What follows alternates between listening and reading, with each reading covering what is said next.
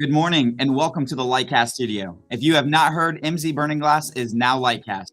So welcome to the Lightcast Live Employment Situation Analysis, a monthly report released by the Bureau of Labor Statistics, and it gives us a glimpse of what's happening in today's economy.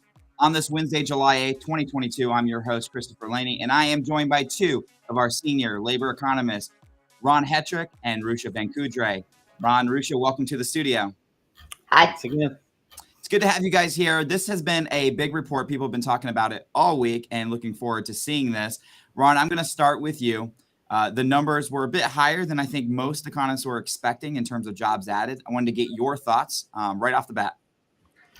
At this point, our ability to get higher job numbers is still a factor of people basically being able to find workers. And if the drop that people were thinking was going to come because they thought maybe, a recession meant, less jobs, we are not in that situation. We still have roughly 11.5 million job openings. So you still see an economy where so many industries are trying to hire. They hired at a rate that they've been hiring at consistently over the past couple months. So I don't find this report particularly surprising. Rucha, when I was reading through the report this morning, it felt like every industry was up. Every industry added jobs this last month. I wanted to get your thoughts. It feels like most industries are doing well. What are your thoughts right off the bat? Yeah, I think most industries did see increases. Professional services and business added about 74,000. Leisure added about 67,000. But I think the important thing to kind of remember is that, overall employment in leisure compared to where we were pre-pandemic is still much lower. So, as jobs keep getting added, that doesn't necessarily mean that everything is back to where we were before. It's also one of those industries, these are June numbers where everybody seems to be traveling right now as well. Maybe they were just sick of being cooped up, and it's starting to show a little bit. At least jobs are still being added in our economy today. Ron, interesting way to start the morning off, because we were talking about labor force participation, kind of a big deal, right? It's something that we've been monitoring, watching for a while.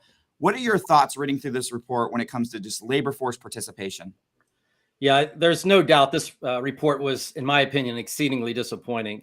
To see a drop in the labor force participation rate, we had a big jump in people not in the labor force. And there was some speculation, well, maybe it's because, people dropped out and, maybe it's because they had COVID. But there's another factor in this where they ask people, are you looking for a job? Do you want a job at this particular point in time? And actually that number also went down. So we just saw a drop in our labor force. We see a big gain in people not in the labor force, and of those out of the labor force, a lot of them, not even looking for work. If we start to look at that a little farther, it's kind of interesting because we saw a drop in labor force in people with a bachelor's degree and people with only a high school diploma. So this is kind of unilateral. But the most disappointing part about this is we've been tracking inflation and saying, inflation has to be eating into people's earnings. If people are out of the labor force, maybe they're using their savings accounts or using credit cards.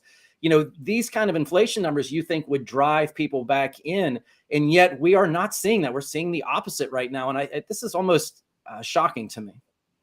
One of the things that you've talked about, Ron, in the past, at least in the past few months, is that we're kind of employers are operating under this kind of inflated demand curve of what was happening in 2021. Do you think that our labor economy is a bit masked by employers trying to still keep up with the rise in production last year?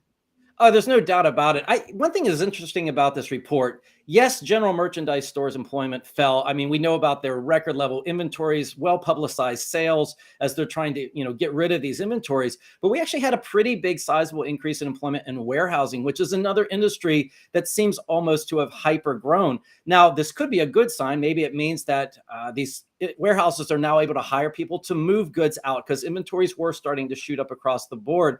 But I think, the days are still coming. We know that services spend was picking up, and that durable goods spend we were expecting to come down a little bit more. It actually has not done that. I think we're still waiting for some things to happen, but clearly that day was not in June. So, Rucha, when we talk about wages, some data that Lightcast released yesterday, we started to see that employers are starting to pull back a little bit on some of the benefits that they've been offering to employees to try to get workers into work. And one of those things is, like sign-on bonuses and things of that nature. But we're starting to see employers pull back on those things. wages are they changed for last month? Did they go up? Did they go down? What does this mean for employers? Yeah, so wages actually did go up slightly. They went up about 0.3% from last month, which is about 10 cents. So I think, looking in the past 12 months, they are still up overall. But I think an important thing to keep in mind is that, what our CPI is also showing is that while in the last month, it was increased about the same amount to about 0.3%. If you look over the last 12 months, inflation is actually right now closer to 8.6%. So that's quite a bit higher than sort of the 12-month wage increase we are seeing. Do you believe that employees are still in control of kind of their destiny? If you want a job and you want to make a certain amount of money, you still have that kind of control right now? I mean, I guess the thing is we are still in this state where we don't have enough people, right? So to some extent, I think there's still some control just because there aren't enough bodies to go around at the moment. So That being said, we are kind of seeing, the wage increase is starting to, it's not as quickly as it was earlier this year. And as you said, the Lightcast data definitely showed that there's been a slowing in sort of these extra offerings. So I think the question is, at some point, if employers realize there just aren't enough people to go around, are they going to stop, trying to throw everything out there, just realizing that this isn't a fight they can win? Yeah, can I just add to that really quickly? Let's not lose sight, forest for the trees here. Our unemployment rate's 3.6%. Our all-time record low, which we hit right before COVID, was 3.5%, not including wartime. So you're still dealing with almost a record low unemployment rate. To in any way, shape, or form act like employees aren't in total control is delusional. Yeah, so I mean, we've been talking about this for a while, that there's going to be an employer shortage for a very long time. And so this idea that I guess employees could be in control for quite a while, even as inflation is going up, even as potentially a recession could be on the horizon, the labor market hasn't caught up. Ron, any additional thoughts on the fact that, everybody's pointing to a recession, and they were looking to this jobs report specifically to see if that was going to be kind of the start of where we're headed, but the labor market is not noticing it. Yeah, no one gave the labor market a memo yet. Yeah. So, I mean, this is an easy thing to clarify. For anybody who's been growing up in the past 30, 40 years, we were used to downturns in the economy being accompanied by layoffs, but that's simply not true anymore because we never were able to hire up as our economy was trying to overheat. Companies certainly tried to hire up. You saw job openings go into the stratosphere, but we were never filling those job openings to any great degree. So as you start to go into a downturn and some of these industries start to cool off, you're going to find a lot of these industries, manufacturing at one point had over 1 million job openings, and that number starting to come down, but they never really filled those job openings. Manufacturing employment gains have been very, very mild. So you can't lay off what you never had. It's a point we keep trying to make. So this may be an economic downturn in terms of things like GDP, but I don't think you're going to see the accompanying layoffs that go with it. Rucha, going back to you, looking at this report, maybe 2, 3 of your top points that after reading this, what is something that just really sticks out to you? So I think there were, sort of the couple interesting points. First of all, is that, this was higher than we expected, right? By about 100,000, which is great. It's really in line with what we've seen the past couple months, which shows that the economy is really holding pretty steady. I think another kind of interesting point is that COVID actually seems to have made a bit of a comeback in that there were a lot more people who said that they were not working because of COVID compared to the previous months, which is sort of a reversal of the trend we've seen before. Hopefully that is somewhat temporary. And then I think the last thing is just that, given unemployment is really holding steady, the jobs are holding steady, like it's not clear anything is going to change in the labor market anytime soon.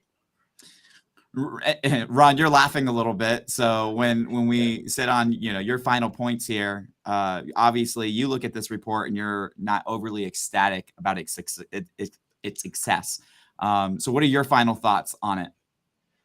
We are just so short of workers. Even our number of unemployed goes down. We're hovering at a really low historical unemployment rate. We have some sectors that we're hoping to see cool off, namely like durable goods and some of those supply chain sectors.